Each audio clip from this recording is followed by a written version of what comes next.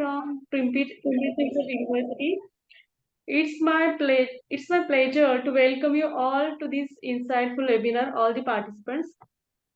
Before the beginning of the discussions, I would like to extend my heartfelt gratitude to our Honorable Vice Chancellor, Dr. Manimala Puri ma'am, and Honorable Pro Vice Chancellor, Dr. Sudip Thepde, and my respected HOD, Dr. Archana Rathod, for motivating me to lead this webinar. So in this webinar, we are going to explore the different aspects of personality development through English communication skills. As you know that there are various factors contribute to personality development, such as fostering self-awareness, setting goals, and stepping out of one's comfort zone. However, among these all the factors, communication skills stand out as the cornerstone of personality development. So therefore, this topic has an immense significance in today's interconnected world. So we decided to keep this topic for our webinar. So before that, let me allow to provide a brief overview of Pimpri-Chinchwad University, so which has been a beacon of educational excellence for over 33 years. Here at PCU, we transcend conventional education. We are committed to nurturing not just minds, but future leaders who will shape tomorrow's world. Our university boasts a vibrant campus housing a diverse array of schools, each dedicated to excellence in its respective domain. From the School of Engineering, where innovation thrives, to the School of Management, which grooms the business leaders of tomorrow, and the School of Design, fostering creativity and imagination. Our institution stands as a pillar of academic excellence. Furthermore, our School of Science serves as a hub for limitless discovery, while the School of Liberal Arts and Humanities delves into the profound depths of human expressions, while the School of Law upholds principles of justice and ethics. Lastly, the School of Media and Communication studies the shaping the future of media landscape. So together we embark on a journey of knowledge, growth, and boundless possibilities. I welcome to Pimpri-Chinchwad University, where excellence meets opportunity and where today's discussions will pave the way for brighter tomorrow. Here, may I now request Sharon to play the PCU introductory video. Hello, Sharon. Sharon? Sharon, are you there?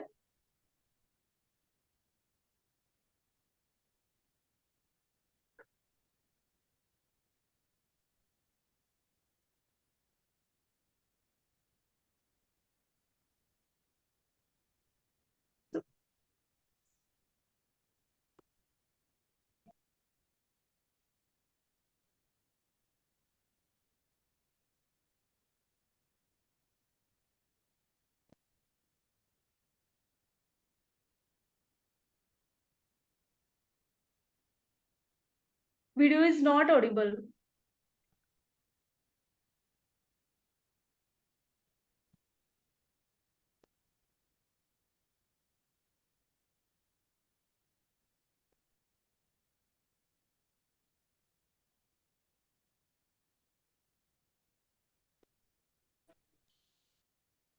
Hello, ma'am. Hello, video is not audible. Yes, ma'am. Yes, ma'am. We are not, I'll share. we are not able to listen to it. Okay, ma'am.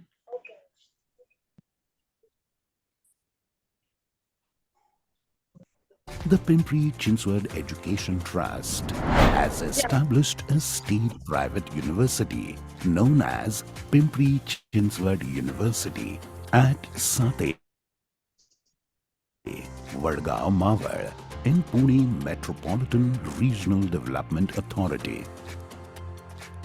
It is a 30-acre campus of academic facilities and amenities for students and teachers to help them to achieve their fullest potential. The Pimpri-Chinchwad University campus is well connected with the cities Pune and Pimpri-Chinchwad by road. through Mumbai-Pune National Highway number 4 as well as Mumbai-Pune Expressway. Also, railway station Kanhe is at 1 kilometer distance. The nearest airport is Pune Airport. PCU has its different verticals which prepares leaders from different fields. School of Engineering and Technology.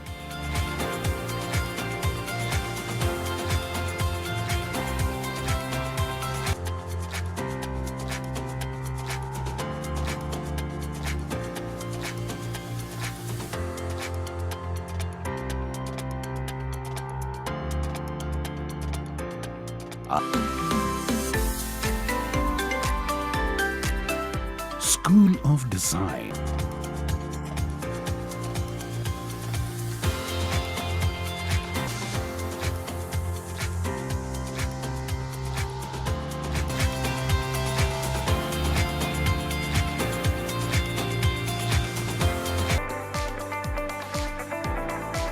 School of Media Arts and Communication Studies by incorporating cultural activities, events and organized tours and trips, fostering a holistic development approach. In a sense, Pimpri-Chinchwad University is not just an institution. It is a vibrant ecosystem that nurtures talent, fosters creativity and provides a platform for students to thrive in every aspect of their academic journey. PCU Bus Transport provides service across the city. Pimpri-Chinchwad University, transformative education that empowers success in a rapidly evolving world. Thank you, ma'am. Okay. So now it's my privilege to introduce our today's chief guest, Dr. Hanmant Metkari, sir, who is a distinguished scholar, a youth icon, whose insight will undoubtedly enrich our discussions. So I would like to introduce him. He holds an MPhil from Pune University and a PhD from University, Hyderabad, with additional qualifications as he is set and NET exam qualifier. He has served as a trainer and teacher trainer at SIMS Bangalore, an assistant professor at Sardar Vallabhbhai Patel National Police Academy, Hyderabad, and he contributed to university. His industry experience includes working as a junior language engineer at Samsung R&D India. He is an active member of the Linguistic Society and the Systematic Functional Linguistic Association. So please join me in welcoming Dr. Hanmant Metkari, sir. So now, may I request to Dr. Metkari, sir, to proceed the session. Thank you very much, sir. I welcome you to this seminar. Yes, thank you very much, madam. Yeah, like before I start, let me just thank all the officials of the university, particularly the chancellor, the vice chancellor, the pro-chancellor, or maybe like somebody who has been there throughout the journey of the university, then the HOD of the Department of English, and you as the coordinator for inviting me to this particular webinar. Let me also welcome all the participants to this talk. Let me just, before I start or go ahead, let me just tell you that there would be not very heavy content that I will be speaking about. Something that's really light, okay? Something that is taken for granted. And it's like a little challenging, by the way, because in this today's world, there is a lot of competition where we're not able to identify ourselves. And then I'm supposed to talk about personality. So it's going to be really challenging, but I will try to, simplify things and also explore things that we usually take for granted, because there are so many things around us which we ignore. And if we, for example, pay attention to those, I think a lot of problems in this world will resolve. In a very simple example can be of listening. Listening is taken for granted in such a way that we don't want to listen to others.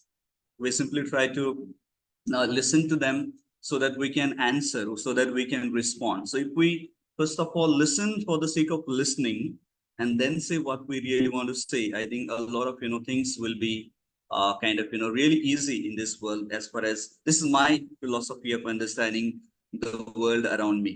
So before without taking much time, let me just share my screen so that you will understand what I would like to talk about. So yeah, by the way, like when I talk about this topic that is called personality development through communication skills in English. Okay, I have tried to break it down into, I have tried to break it down into two parts. One is personality. We will try to understand what's personality, and the other one is communication or communication skills.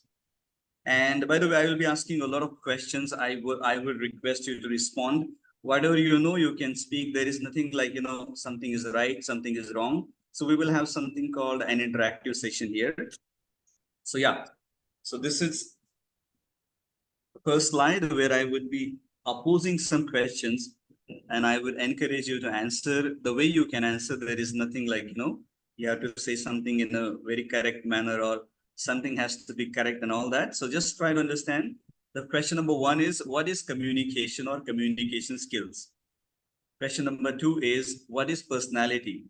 And the last one is, what is the connection between these two? Because I don't see many people trying to kind of, let's say, link personality to communication skills. They think that personality is a set of skills which is completely different from communication skills, or by the most they would say communication is part of your personality. So if you have a good personality, you must have good communication skills, or the other way around. If you have good communication skills, that can contribute to you being a good person in the world. So these are some of the questions, and there's a condition before you answer any of these three questions or all of the three questions. You'll have to introduce yourself briefly and then express your answer. Shall we do that, by the way? I'm sorry, because you might be thinking that this will be a lecture and you will all be listening to me. Not that way. Let's come out of the comfort zone and make it an interactive session. So who can answer the questions? Anybody is welcome. There is nothing, there is no restriction, by the way. Yes. Let's break the silence as well. Let's not make it a monologue. So yeah. Who can answer these questions?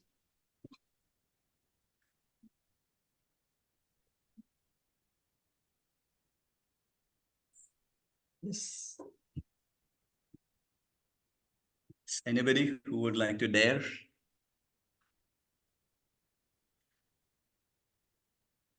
I'm sorry. Yeah. So this is the slide. Any answers from your side? By the way, am I audible? Am I there? Is everybody able to listen to me? Otherwise, I'll be speaking in. Yeah. Can you all hear me? Yes. Okay, that's right. So that's great. Any answer from your side? Any response is welcome. You continue, sir. No issue. Okay, yeah, please go ahead. So anybody who can answer the questions, I don't want to continue that way because it would be a monologue. So anybody who can answer, any answer is welcome. So what's communication, by the way? Can anybody answer? Yes, no answers. Okay, let's not deal with that. Okay, in a very simple manner, we say communication is a process that there has to be a message, there has to be a speaker, there has to be a channel, and there has to be a listener or the receiver. And when all this happens in a, let's say, nice manner, that means in a processed way, then we are able to communicate some information to the other person who is around us, or to many people at the same time who are around us. And finally, there is something called feedback.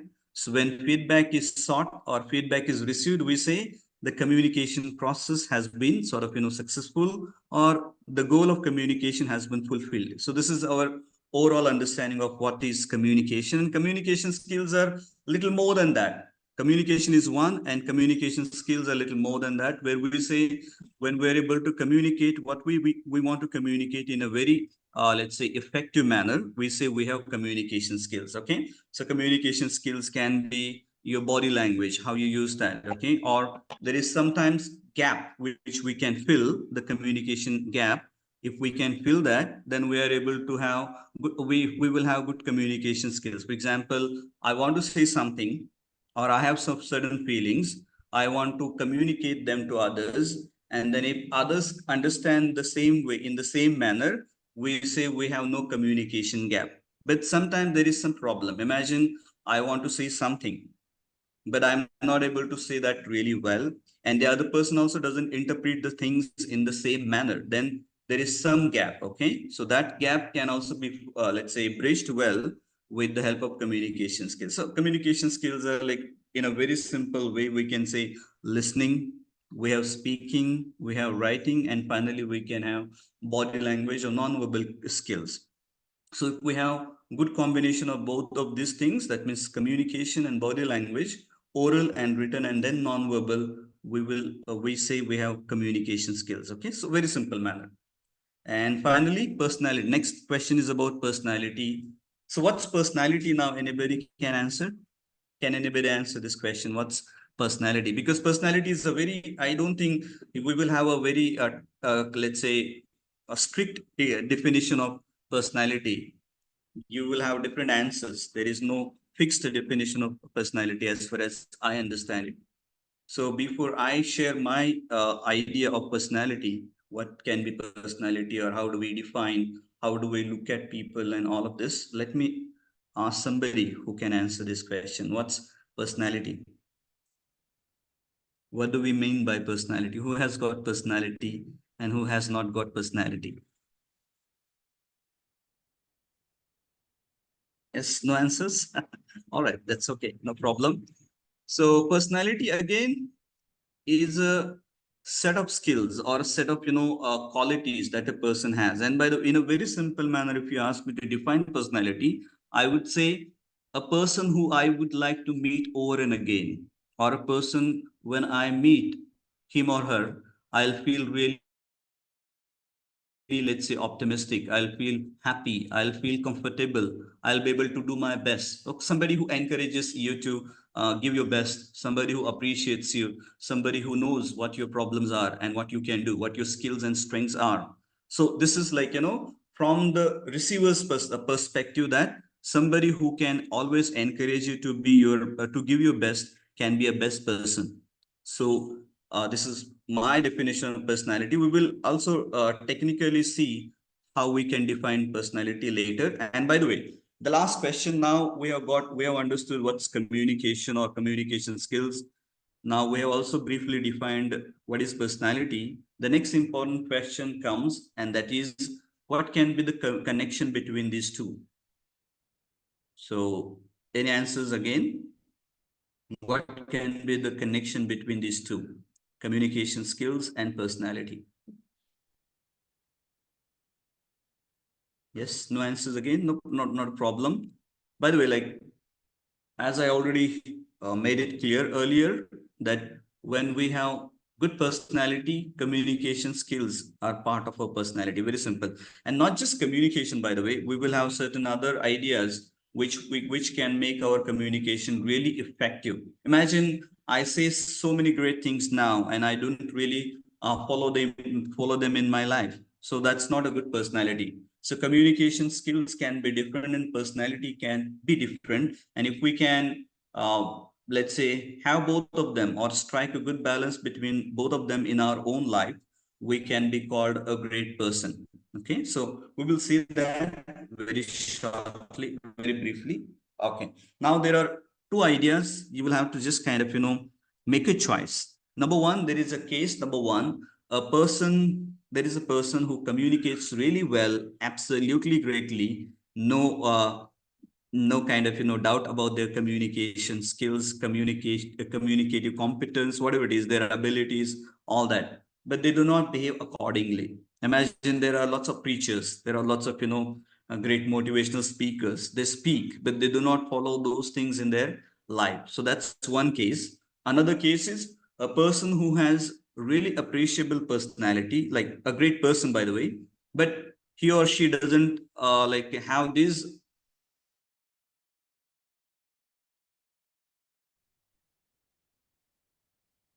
So you are not audible, sir. This personality reflects kind person as well. Am I not audible? Yes, sir. Yes, sir. Now you are audible. Yes. So far, was I audible, by the way? Yeah. Okay. So imagine there is a person who has an outstanding personality, but then they are not able to express their personality through communication. So these are two cases. Now my question comes again. I ask a lot of questions because I don't believe in monologue. Let's interact. I wanted you to interact, but nobody's speaking. Still okay. So who will you vote for? Vote for means who would you like more? And if none of them, who will be your ideal choice? Ideal choice. Yes. Would you like a person who communicates really well? Absolutely, exceptionally well, but who doesn't behave accordingly? Or maybe we can simply say there is no one-to-one correspondence between what they speak and how they behave. Their words and their actions do not, let's say, sync, do not match. So that's one case. Another case, there are people who are really great, like very kind, very generous, very honest, but then they're not able to communicate their skills or their personality through communication. So my question is now, who will you vote for? If none, who will be the ideal candidate for you? Yes. Any answers are okay. I don't know why nobody is answering. It's okay. It's not a big deal. Let's not treat it as a traditional webinar. We will interact. If you do not speak, I will not be able to understand what kind of audience I have. I will speak blindly because I do not know anybody. Yeah. So can anybody answer any of these? I mean, any of these two questions? Who will you vote for? Or if none of them, who will be the ideal choice for you? Yes. Nobody? All right. So I'll try to answer it for you. Yes, sir. Sir, please continue. Nobody is there. Nobody's answering. Okay. That's okay. So yeah, from my view, we will vote for somebody who will have both, by the way, okay? Somebody who is really good because you mean that or we mean that, okay? Or somebody who can also communicate their personality. Imagine these days people work really hard in the industry. There are some people who work hard but do not express that to their superiors. Maybe it may be their boss, it may be their team leader, it may be their immediate colleague, anybody. They don't really express what they do, how hard they work, and all of that. Okay, so they always stay at the kind of end of the line when it comes to promotion, when it comes to career enhancement, when it comes to salary hike or pay rise. They don't really kind of showcase. Nobody remembers them. And on the other hand, there is another case where there are people who do not work hard. Okay, you already know, like there are people who do not work hard, who always try to kind of give some sideline or some kind of corner to their work, and they always believe in one thing, that they want to sort of express what they don't do to their boss, to their, let's say, team leader and others. And finally, these are the people who kind of succeed in getting a promotion, maybe career enhancement, or maybe pay rise, anything that is possible. So in these both the cases, it's not a good idea. When you work hard, you should be able to kind of communicate. When you do not work hard, you should be able to stay calm. Calmness is absolutely required. Okay, so but yeah, when we work, I think it's also important that we are committed to work, because that's going to give us ultimate pleasure. Because yeah, like because work occupies a lot of let's say a lot of part of our daily life. If we do not kind of work, our life will be wasted. We have got a lot of philosophy about work, how to work, ethics and commitment. All of that I will not be talking about. But yeah, if I want to answer the question, who will be my ideal candidate? I would say somebody who has got really meaningful personality, not just like, some people show that they're good, but they're not good. I'm not talking about such people, such characters. The people who are genuinely good. At the same time, these people are able to express their genuineness. Okay, they communicate that they are generous, they are kind. Because if you do not communicate, there are very few people who will understand. Okay, like there are very few people. So it's always better that we communicate, and we also have some kind. We also inculcate good personality traits in us. So I will just move on to the next slide. I thought there will be a lot of young, let's say, audience, and I will ask you this question: which personality would you choose? Will it be MS Dhoni or Virat Kohli? If you ask, let's say, the youngsters, they might say Virat Kohli because he's very aggressive. He has got that attitude. No, so many other, like, style he has got. And if you go for MSD, everybody knows him as a Captain Cool. He doesn't lose his temper anytime. Okay. So yeah, if you if you personally look at them and try to understand both of them, some people might favor Virat Kohli because they like such ideas. They like aggression, because young people or youth likes aggression, they like attitude, they like style and all of that. If you go for MSD also has got some style, but then he looks like a very mature person. He doesn't show much attitude. He's really flexible. Even if you like, I could see some time ago in one of the IPL matches that the when he said, let's not go for a review, the captain went for a review, and then he did not kind of feel bad about it. He said, okay, if you do not follow my idea, my suggestion, I'm still okay. So yeah, we have got certain personality traits like being cool, staying calm in all situations. Okay, then also being really flexible. He understands what's happening around and who can do best in this situation, in these conditions, whether it is spinners or it is, let's say, pacers. And he will kind of go to the appropriate kind of bowler, looking at the conditions around. Even in terms of batting, he will promote possibly youngsters, and he will come down the order. So these are some of the ideas. And by the way, when it comes to communication, both of them do not communicate much because their communication is really restricted. We do not know how they communicate, what they communicate, unless and until they speak in certain ceremonies, or after a victory or after a loss or something. So this is what I have to say, that I would basically like Mahendra Singh Dhoni, because we know how a mature person should be. So he has got some personality, or good personality is what we say. And finally, there is also a movie released which features his personal life. That means maybe autobiography. And if it is about movies, we call them biopics. So this is what we know about personality. Okay, now we have got these two different ideas. I mean, I treat them differently because this is how I also understood before this webinar title was received. And I also think that people don't think there is a close connection between personality and communication skills. Like nowadays, youngsters think that if they go to gym, if they have a good body, if they have a good physique, and if they have got good clothes, if they have got goggles and a good vehicle, maybe a bullet or something, some shoes, some smartwatch, if they put on all of these things, they will have a yeah. Okay, so this is what is the idea of the youngsters these days, of how personality should be or how personality can be. And if you talk about the worst cases, they think that you should be really dominant, you should be really kind of arrogant, you should be able to kind of beat somebody or kill somebody so that you can sound really outstanding. But these are shallow ideas of how a person should be. So we should be really kind of culturally, socially, and personally sensitive.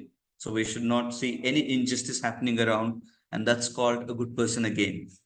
So we will try to define personality technically. So it's basically qualities, a set of qualities and traits of a person. For example, if you're compassionate, you're called a good person. If you're willing to help each other, help others, extend help, again, everybody would like us. That there is no doubt. If I help somebody, they would definitely like me. But if I ask you for help, you may hate me. So this is what is in a very simple manner. Positive attitude, somebody who doesn't kind of, who doesn't show negativity all the time, who tries to stay positive every time. And this is another idea of how a good personality can be built around. Okay. Then we have commitment. Some people are absolutely committed. Let it be their personal career, let it be their studies, let it be their profession, let it be their family life. It can be anything, but they're committed. So commitment also gives you some kind of guidance and sort of focus. You don't get diverted, you don't get distracted. So commitment is another quality trait or quality of a good person.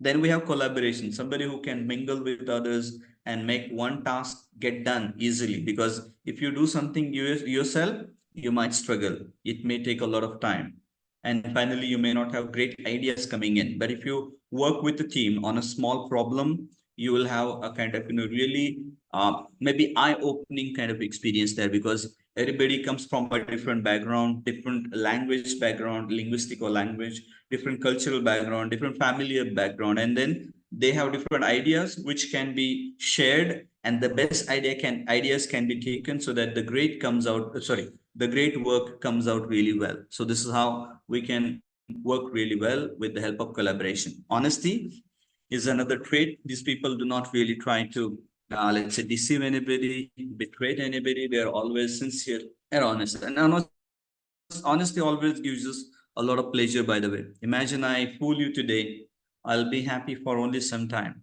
But then when I remember how I fooled somebody, I will always try to regret that. Why did I do that? And all of that. If you are really good, and if you have the habit of reflecting on yourself, on your past actions. Then comes politeness. I have got politeness here as well in communication skills, and politeness here as well in personality. Why? I will share that shortly. Imagine if you go to Japan, and Japanese culture is all about body language. Okay, if you bend, and then that shows, let's say, that indicates your respect for the other person. Even if you go back to our old, let's say, Shivaji era, the King Shivaji era, you had something called mujra.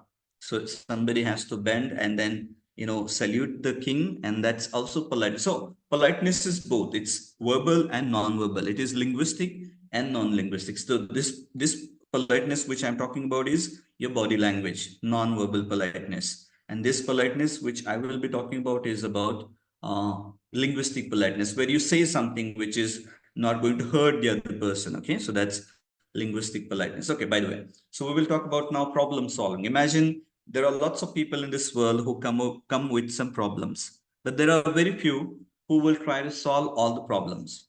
So we should be a kind of troubleshooter, not somebody who is again adding to the problems already existing in the world. So we should change our perspective of looking at the life, looking at the society, and many more things. Nowadays, like, I'm very happy that younger generation is coming up with a lot of innovation, a lot of creativity, a lot of unique ideas. And that's very important, because that indicates how committed you are to society.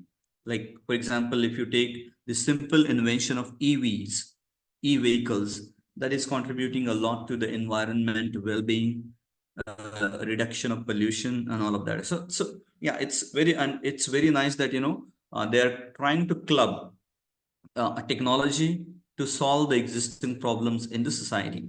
Finally, leadership. Now imagine there are lots of people who are working together, and everybody is an employee. That doesn't make sense.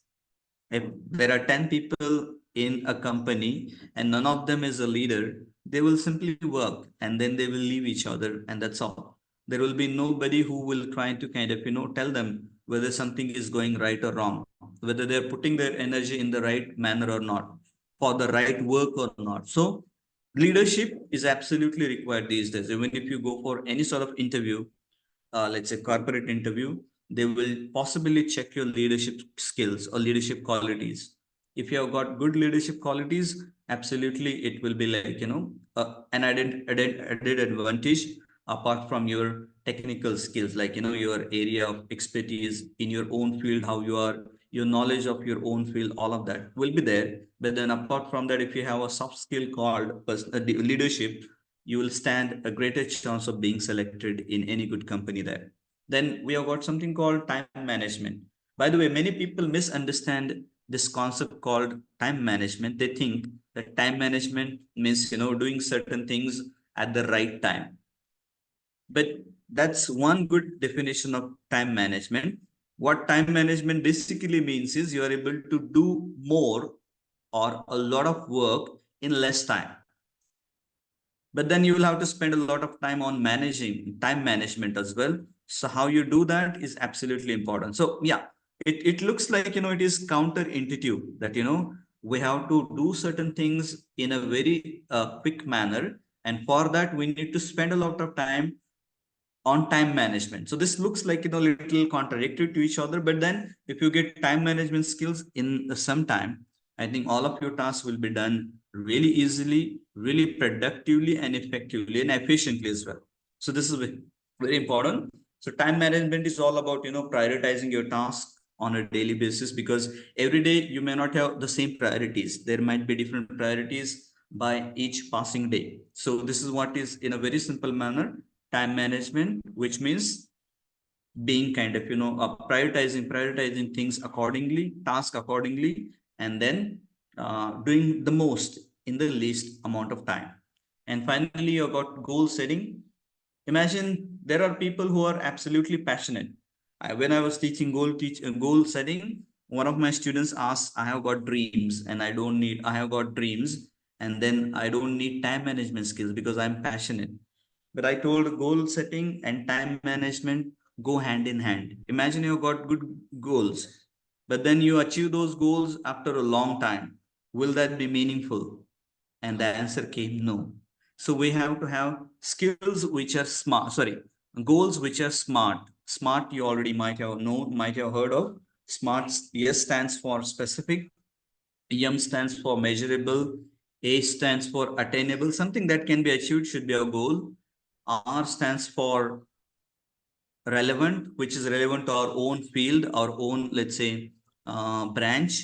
And finally, T stands for time bound. So we should have, let's say, smart goals, not just goals. And when we combine goals and time management, we will be able to achieve our goals in no time. So that's what. And finally, ethics.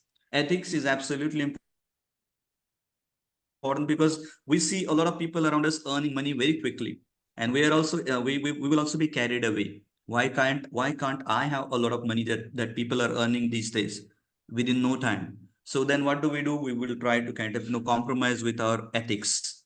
We will kind of violate all the norms of employability that are there in our own company or in our own workplace. So we will try to kind of do something wrong out of the way means like, violating all the laws and the rules, and then try to become rich ourselves as well.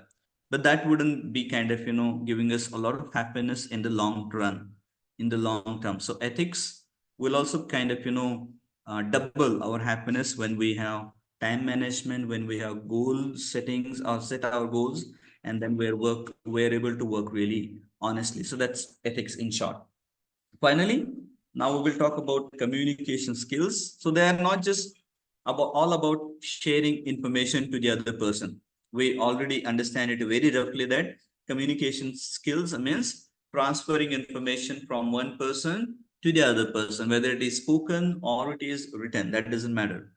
But we are transferring or sharing some information from the target to the source, and that's all we know about communication. But yeah, finally, very importantly, if you look at social linguistics and other branches, we always believe that communication doesn't come just that way. I mean, communication is not a sort of, monolithic thing, or it is not just a kind of, what do I say? Like, it is not just an object. It is not passive. It is absolutely active. Imagine many people say communication can break or make things. It can break or make relationships as well. So now, very importantly, when we talk about communication skills from social linguistic perspective, we say communication is not just about sharing information, but it carries our own thoughts. how we look at the other person, our own stereotypes, our actions, whether we believe in certain actions or not, our culture, our beliefs, okay, our society and our politeness, all manners, everything kind of, gets reflected in communication. So we don't treat communication as simply kind of, a tool to sort of, share information from one person to the other person by writing or by speaking. We say that there are many things involved when somebody communicates: their social background, their economics, their gender. Imagine if you just think about men and women, they will try to definitely communicate differently. So yeah, in short, what I want to say is, the say here is, communication skills definitely are part of personality, or they sort of, enhance our personality. So that's very important. Being polite, being welcoming, being energetic, being positive minded, having problem solving skills, leadership ideas, all of these are, all of them are kind of, connected, interconnected to communication skills. Because imagine I've got leadership skills, but I'm not able to communicate. So where is my leadership coming in? It's not there. So what doesn't get communicated is not there in us. This is, it's like as simple as that. Imagine I'm very honest, but I'm not able to communicate my honesty. That means I'm not honest. So it's simple. I'm not saying that it not in a very controversial manner, but this is how things are. Because imagine an idea that is not communicated is the idea that did not exist. I have certain ideas, but I'm not able to put forth before you all. Then will that idea exist for you? Maybe no. So this is very simple to understand. When we have got personality, we must have communication skills to communicate our personality. And communication skills are not just kind of, uh, being able to communicate our ideas and thoughts to the other person in a very nice manner. There are certain other ideas, like, your views of the world, your beliefs, your politeness, your like, the way you treat women and men, the way you treat people from different socio and economic backgrounds. All of this gets reflected in your communication, and that becomes, in short, your personality. So what you say is as important as how you say it. So that's the tagline. This is called strategic communication. Imagine I'm sitting in a room right now and the door of the room is open.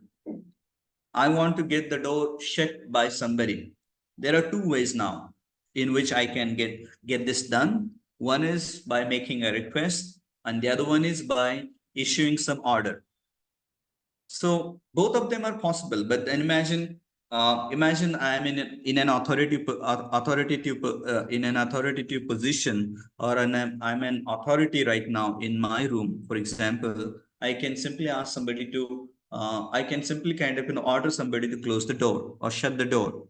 But imagine, I think that, if I order, the person might feel bad about it. So instead of that, if I request, please shut the door, or can you please shut the door for me?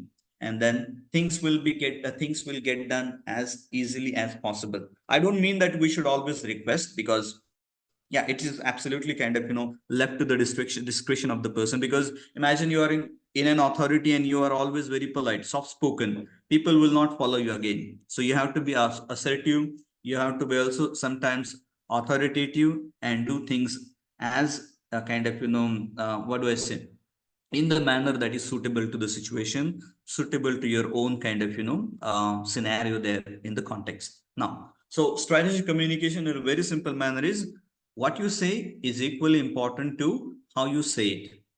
So this is important for me and from my perspective. There are 5 C's of communication, by the way, because if you want to, let's say, enhance your personality or enrich your personality, you must start enhancing your communication first. So nowadays, there is something called 5 C's of communication. Not nowadays, it's been old, it's been there from quite a long time, but it's kind of, becoming more and more relevant these days. So 5 C's. First C is completeness. Our communication should be complete. It should not be more than required and lesser than required. There is something called quantity. So the required amount of information, if it is shared, we should stop there. I will give a very simple example and you will be able to understand. Imagine I am asking you how to reach PCU, that means Pimpri Chinchwad University from Hyderabad. So you will be kind of, sharing all the detailed information. You can go to the nearest railway station, or there's something called Secunderabad railway station, Hyderabad railway station, from where I would need to catch a train and maybe reach, let's say, Pune railway station. From there, I would need to catch a bus which will which will reach Pimpri Chinchwad, and from there, your university is somewhere like somewhere close to the location. So this is how you will guide me. But imagine I'm already in Pimpri Chinchwad, and then your information, the amount of information that you're going to share with me will vary because I'm already close. So you already know how much information to be shared. So that's called quantity.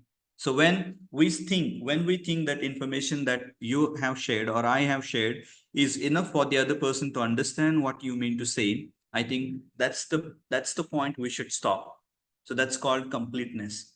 We should also not hide anything. Some people try to hide some information, which is not a good idea. So being complete is required here. Also not sharing too much, which is not required. So this is one first C of communication. Next one is being concise. I think they're interconnected. You already know how much to be communicated and what to be communicated. And you can always maintain this conciseness or precision. So don't talk too much, and then things will be understood by the other person really easily. If you talk too much, the main topic kind of is sidelined, and we talk about many things together and we forget what was to be done. So this is what is conciseness, so that we can keep to the work, to the business. Correctness, sometimes there is some factual information. Imagine I have a mobile phone which belongs to certain company, XYZ brand, and then imagine it has got certain price, or I want to kind of sell this phone now to somebody. So I should know all the factual aspects of this particular phone. If I commit any factual errors, they may never be kind of tolerated. From my perspective, there can be some errors that can be tolerated by some people. Imagine I would say I don't like this phone. That's okay. I would say I like this phone. That's okay. I would say this is my special phone. That's still okay. But imagine instead of saying that this has 64 GB storage, instead of saying that if I say it has got 128 GB storage, that's called a factual error, and that would never be kind of tolerated. So we must be always correct in terms of what we're sharing. And if we are not sure, it's our responsibility to know what we're going to share. So if we cross-check, if we confirm before saying something, that's going to contribute to being trustworthy personality. Imagine I always communicate in a correct manner. I don't really tell something that I did not know. I do not believe in rumors. Okay. I always try to fact check some information. Okay. So if I do that all the time, people will definitely trust me. They will believe me. And then this is called a good personality again. The next one is clarity. Being ambiguous leads to a lot of confusion, miscommunication. If you know what you want to communicate and you have got some clarity in terms of your thoughts, clarity in terms of your language, both. If your thoughts are clear and if your communication is also clear, I think everybody will again start trusting you, and they will try to kind of establish some connection, some bond, some relationship with you, because they think you are credible. You don't tell lies. Okay, you are very clear. You have no confusion. You have no intention of confusing the other person and all of that. Okay, and finally, courtesy matters a lot. I already said how you communicate is equally important. So courtesy means being polite. Courtesy means valuing the other person, listening to the other person really well, paying attention to them. Okay, and this is what is courtesy. If we have got courtesy, again, a lot of things will work out for us. Okay, whether it is our personality, whether it is our business, whether it is our communication goal, and all of that can be achieved really well when we follow all these 5 C's of communication. I'll move on to this one now. It's all about non-verbal communication. I want you to take a look at this. Now, if there is anybody who is ready, they can answer what each of them means. I think really quickly, because we will be running short of time, but yeah, I don't have many slides, just 12, and now it is number 7 in progress. So can anybody interpret what do these sign mean? Body language. Okay, so starting with how do you, this is all about one communicative event. If you can link them all, I will be really happy. So when we, First I will, yeah, very good. Please go ahead. First impression, Okay, like having eye contact, very wearing good. smile on your face, Very good. what exactly other person wants to speak, asking questions for clarifications. Very good. That's great. Bus. Yeah, I think, yeah, that's a great answer, by the way. Very nice. Very happy. Okay. So first of all, when we meet somebody, like this is how we can create lasting impressions. Lasting impression means that's how we can show our personality. People should remember us. Nowadays, it's a very important thing that people should remember us. If we have got something different, then only they would remember us, and not exactly doing something very different, but doing things in a little different manner so that they will always kind of, remember us. They will not forget us. Okay. So first one is having a good handshake. Some people shake hand, but they don't shake hand really well. So firm handshake. It's really, really important. That shows your confidence. That also shows your personality. So not any loose handshake, or even if you, for example, forget about, you might blame me that I'm talking about Western culture. Handshake is a Western gesture and all of that. But I would say even if you're doing namaskar, do it really nicely in the right manner. So this is how this one part will work well, and then the next things remaining things will fall into places automatically. Next one is eye eye contact. So eye contact is a very funny thing. I always crack jokes about eye contact because some people start staring at somebody. Some people don't look at each other at all. They don't maintain any eye contact. So yeah, there is also this cultural aspect. How long can you maintain eye contact with somebody? So this is very important. You can also search internet and you will find what is the ideal duration for eye contact. You will find that really easily. And by the way, if there is gender, we again have different norms for eye contact. If I want to speak to a woman, I will have to kind of, mind my contact. If I want to speak to a man, I'll be rather more comfortable. There is, because this gender gap is not there. So in a very simple manner, I'm not making it complicated, but yeah. Next one is smile. Is, I think it's a universal language. If you smile, nobody will possibly feel bad about it. And they say that smile is contagious. That means if you smile, the other person may smile. So this is so important. Next one is listening. Listening really attentively matters a lot. It makes a lot of difference, by the way. And some people just listen for the sake of listening. That's not a good idea at all. Listen meaningfully, listen with your honesty, listen with genuineness. So, because, if you go to a psychiatrist or if you go to a clinic, maybe a doctor doesn't say so many things. Okay. He or she will only listen to you. And by listening to you, they will understand where is the problem and what is the root cause of the problem. And then they will treat you accordingly. Or imagine I feel really bad about it. Like today, something went wrong with me in my personal life. I'm really down. I'm really kind of, unhappy, sad about it. And I want to share it to somebody, but nobody is there to listen to me. How would I feel? I will feel heavy hearted. But if you listen to somebody really well, really meaningfully, I'm saying really meaningfully, not just listening for the sake of listening, I will really feel relieved. My pressure will be relieved because I have kind of, shared my ideas or my unhappiness, my sadness, all of that. Okay. So it's very important for us to listen meaningfully and listen really honestly, not acting. And finally, asking good questions shows that you are involved in the conversation. Okay. And also this helps you to kind of, continue the conversation for some time. But don't ask questions which are absolutely not connected or not relevant to the ongoing conversation. So how will that happen? How would you be able to ask good questions unless you listen? Only after you have listened to somebody really well, you will be able to do that. Okay. So being attentive, this one as well, this indicates attention. This also indicates attention, and then you would be able to ask good questions or contribute to the conversation and all of that. Finally, this is called professionalism, where timely communication matters. Imagine I have been really always late to communicate with my people, which I know is very bad, and people don't take it really seriously, but that's not a good idea. So, timely communication, let's say responding to an email quickly or responding to a call quickly. Even if you are not able to attend the call, at least it's better that you return the call when you get free time, when you get some free time. So this is also good professional etiquette and good professional ethics as well, which we're supposed to follow. And final one is our cross-cultural communication.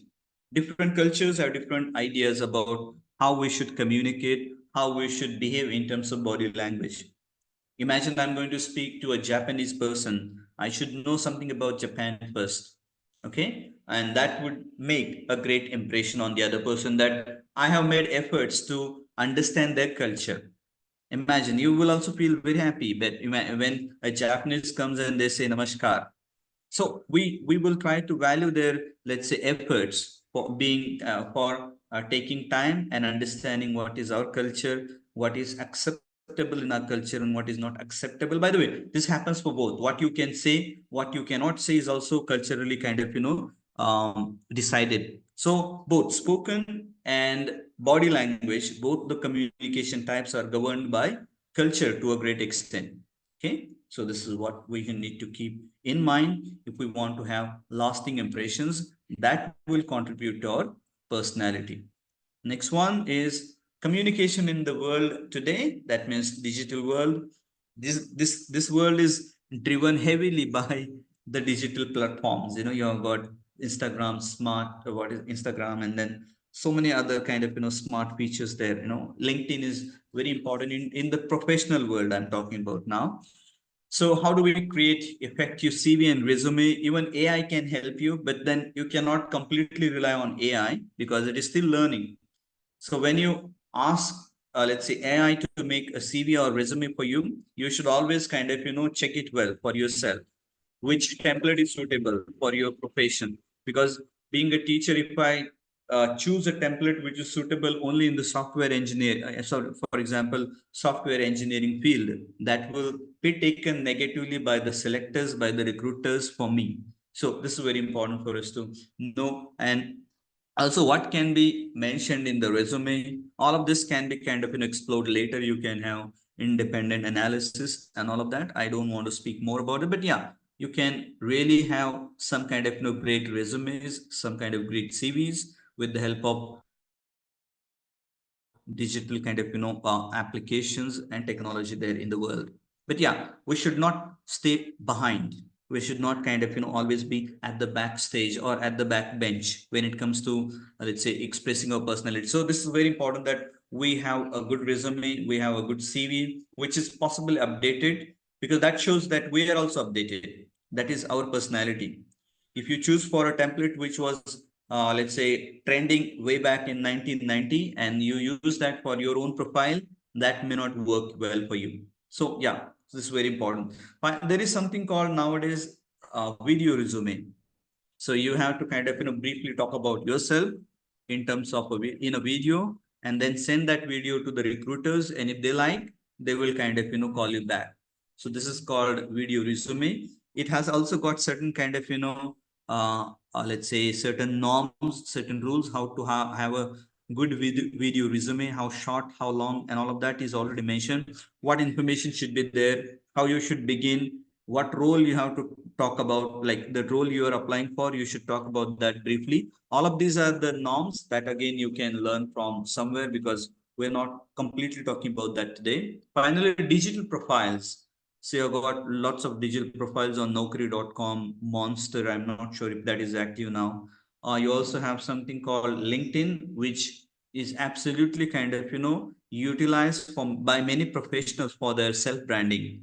Okay. So you should also stay updated, stay ahead of the curve, and utilize all the kind of, latest opportunities in the world, so that, I mean, by the way, like you can use all of these platforms to communicate your personality.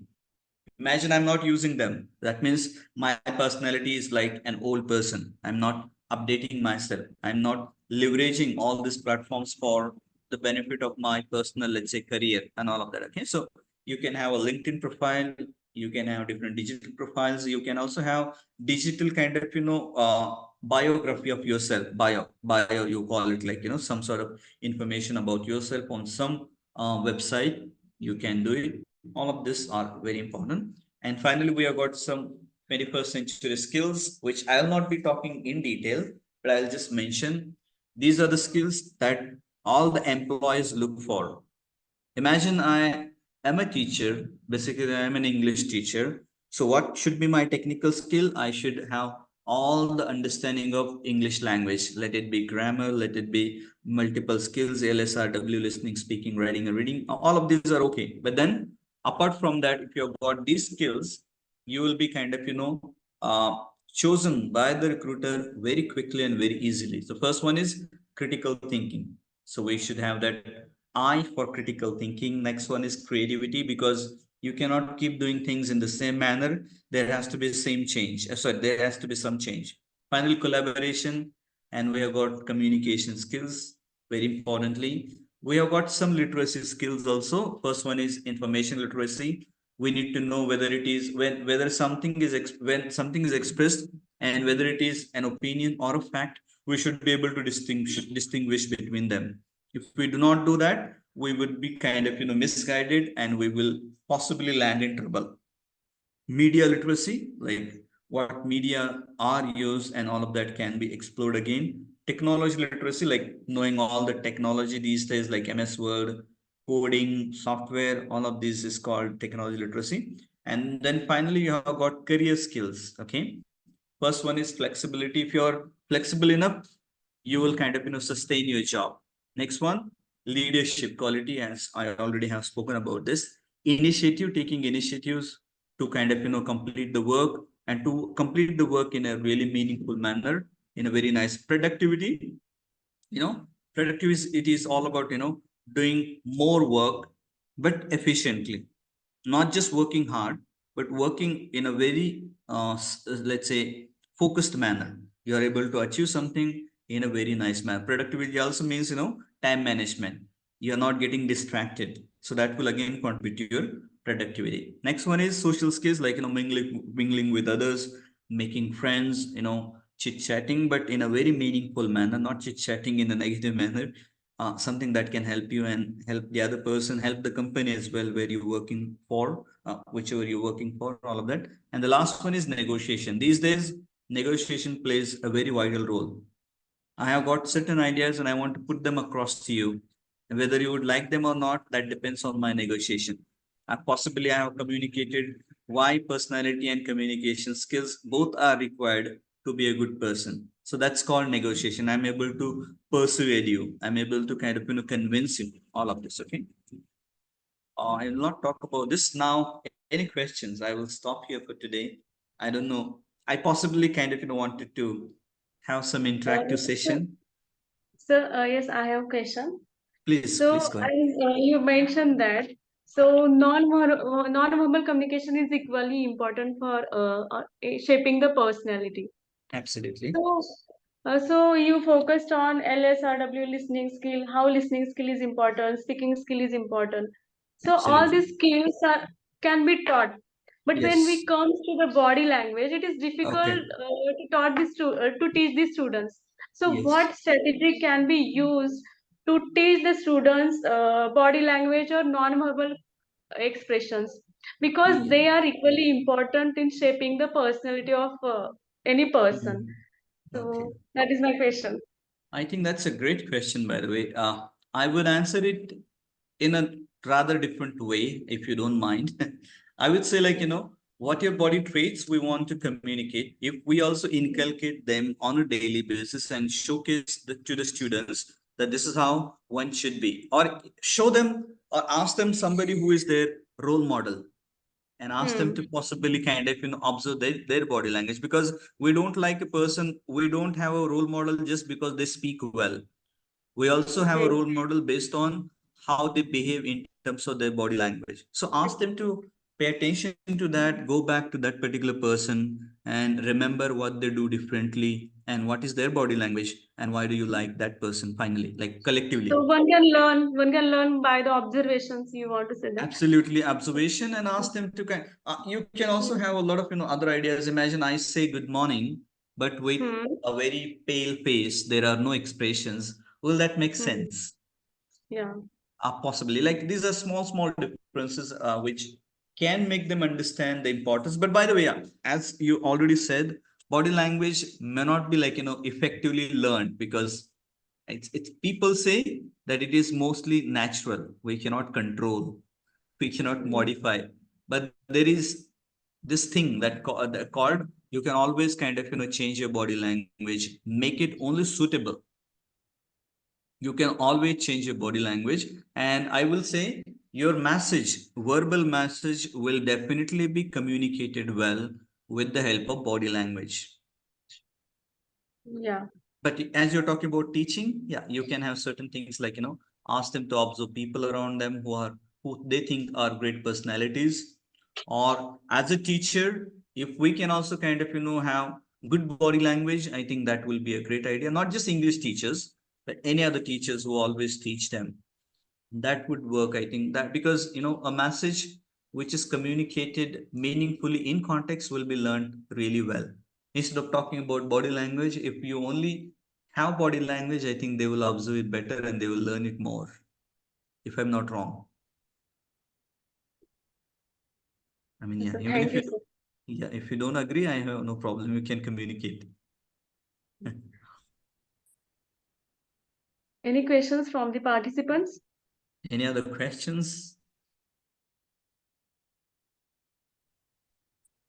Yeah. So by the way, yeah, questions. In case you don't want to ask me questions at the moment, you can always mail me.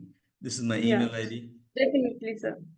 Yeah, so that's also okay because some people might be little kind of, nervous. They may not be confident. It's not a problem. They can always mail and ask questions.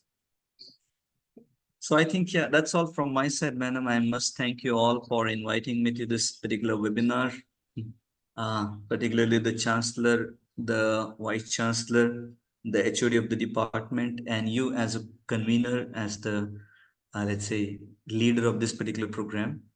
There is a message in the chat, I'm not sure. Yes, sir. Sir, thank you, sir, for it was really a very insightful session. And you highlighted the nuances of personality development, such as importance of listening, importance of brainstorming, body language, time management, goal setting, communication skills, leadership qualities, 5 C's of communications, non-verbal expressions, really, which are really useful for us. And it was really insightful session. Uh, I am genuinely thankful to you for delivering such a wonderful session.